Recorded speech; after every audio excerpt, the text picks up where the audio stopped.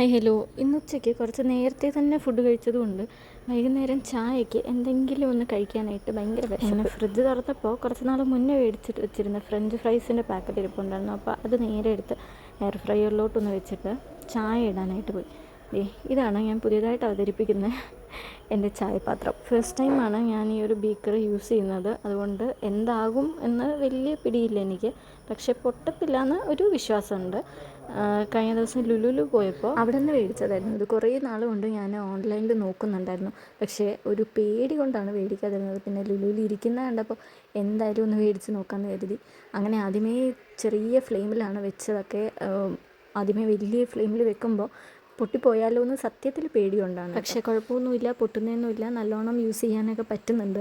പണ്ടൊക്കെ ആണെങ്കിൽ അമ്മ വീട്ടിലിങ്ങനെ ഓരോരോ പുതിയ പാത്രമൊക്കെ മേടിക്കുമ്പോൾ ഞങ്ങളെല്ലാവരും കൂടി ഇങ്ങനെ കളിയാക്കുമായിരുന്നു കേട്ടോ. എന്തിനാ വെറുതെ അലമാരയിൽ കയറ്റി വെക്കാനല്ലേ, ഇതൊന്നും ഉപയോഗിക്കാനല്ലല്ലോ എന്ന് പറഞ്ഞിട്ട്.